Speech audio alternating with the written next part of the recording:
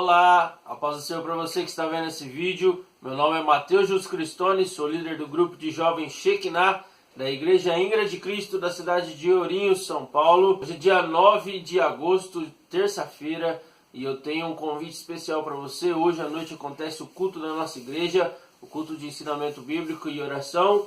E hoje é o capítulo de número 9 do livro de Mateus. Seja bem-vindo a mais um Discipulando.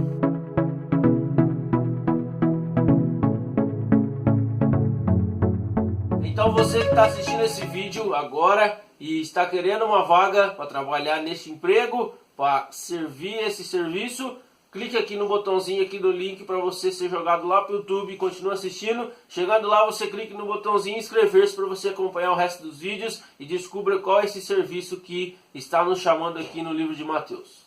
A palavra do Senhor Jesus nesse capítulo 9 diz que está precisando de trabalhadores para trabalhar na seara. Então o tema deste vídeo, você leu aí, que é contrata-se operários para trabalhar na seara. Quem está disposto e quem está procurando alguma vaga de alguma coisa, de algum serviço para você fazer, aqui é o lugar certo. Descubra qual é esse serviço agora. Abra sua Bíblia aí comigo no livro de Mateus, capítulo 9. Vamos ler aqui o verso de número 36.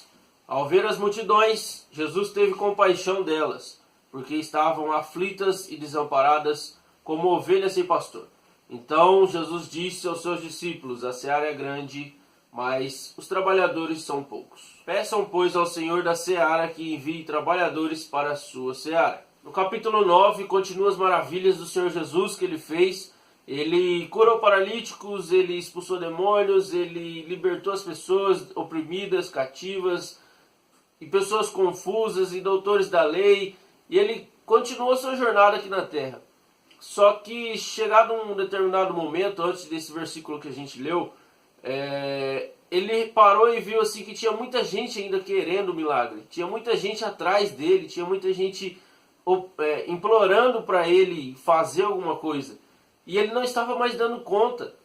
Então foi onde ele olhou para os discípulos e falou assim que a seara é grande, mas falta trabalhadores. Ele não estava dando conta de todo mundo sozinho. Ele tinha que fazer tudo isso sozinho, ele não ia dar conta. Seria a mesma coisa de você entrar numa empresa e você ter que ser o gerente, você ter que ser o vendedor, você tem que ser o estoquista, você tem que ser o logístico, você tem que ser o administrador da empresa, você tem que ser tudo. Mas não tem como você ser tudo. Você tem que dividir com mais pessoas o que você sabe fazer, e as pessoas também têm que vir até você para conseguir dividir o serviço. Então foi isso que ele disse para os discípulos: peçam ao Senhor da seara que envie trabalhadores para a sua seara. Ou seja, ore para que levante pessoas capacitadas, igual eu vim enviado pelo meu Pai para expulsar demônios, para libertar pessoas. Levante, vamos orar para Deus levantar mais pessoas assim como eu para alcançar todas essas almas. No capítulo 9, no versículo 1, eu quero ler com você o que aconteceu. Jesus entrou num barco, atravessou o mar e foi para a sua própria cidade. Alguns homens trouxeram-lhe um paralítico deitado numa cama. Vendo a fé que eles tinham, Jesus disse ao paralítico: tenha bom ânimo, filho, os seus pecados estão perdoados. Diante disso, alguns mestres da lei disseram assim: este homem está blasfemando. Conhecendo Jesus seus pensamentos, disse-lhe para esses homens: por que vocês pensam maldosamente em seus corações? Que é mais fácil dizer: os seus pecados estão perdoados, ou levante-se e ande? Mas para que vocês saibam que o Filho do Homem tem na terra autoridade para perdoar pecados, disse ao paralítico: levante-se, pegue a sua maca e vá para casa. Ele se levantou e foi. Vendo isso, a multidão ficou cheia de temor e glorificou a Deus que dera tal autoridade aos homens. Passando por ali, Jesus viu um homem chamado... Aí vem a parte mais importante desse livro. O próprio narrador do livro contando a história dele. Esse homem era chamado Mateus, Levi, sentado na coletoria, e disse-lhe: siga-me. Mateus então levantou e o seguiu. Estando Jesus em casa, isso é na casa de Mateus, Mateus ofereceu um banquete para Jesus. Mateus era um publicano, ele era um coletor de impostos, ele tinha dinheiro, ele tinha casa própria, ele tinha muitos amigos publicanos, ele tinha muita pessoa, ele era de muita influência, ele tinha poder aquisitivo. Eu acho que ele tinha um Camaro, eu acho que ele tinha uma roupa boa da Dudalina, uma roupa boa da Vans.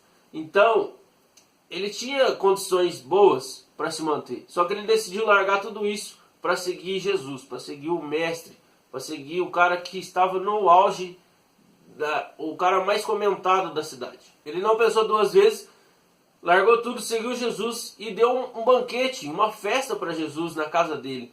Só que chegando lá, ele convidou os amigos dele também para conhecer.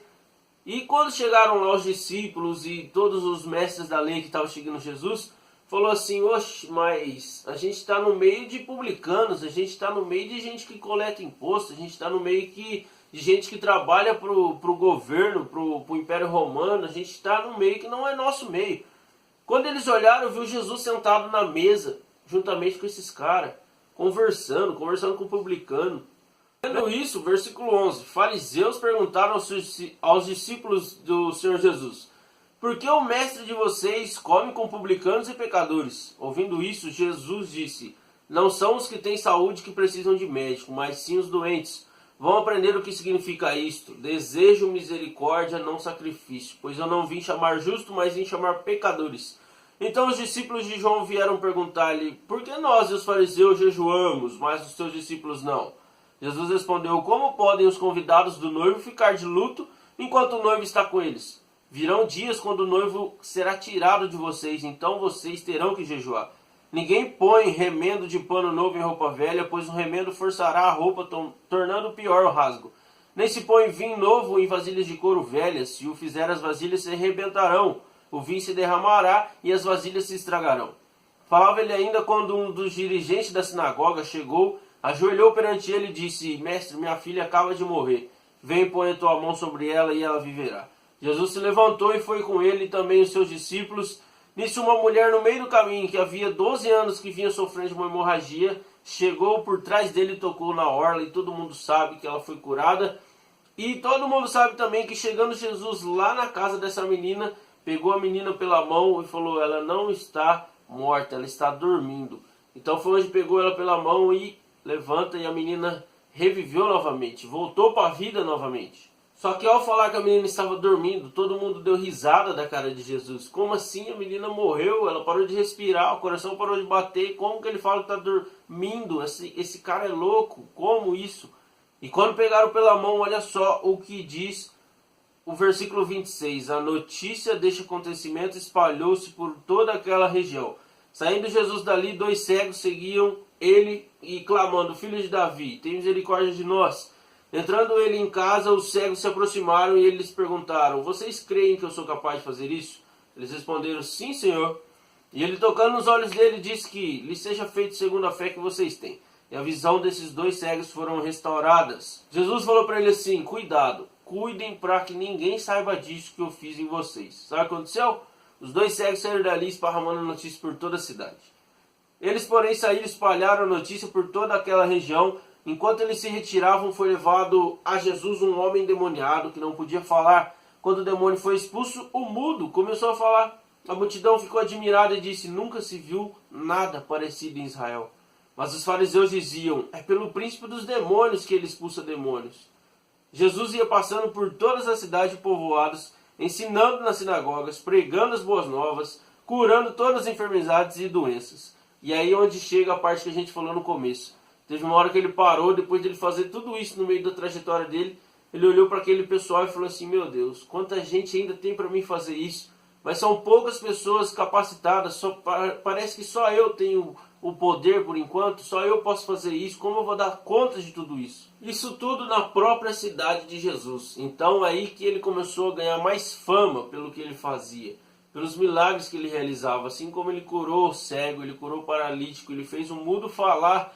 Todo mundo ficou abismado, nunca aconteceu isso em Israel. E alguns diziam assim: esse cara expulsa e faz tudo isso em nome do Satã.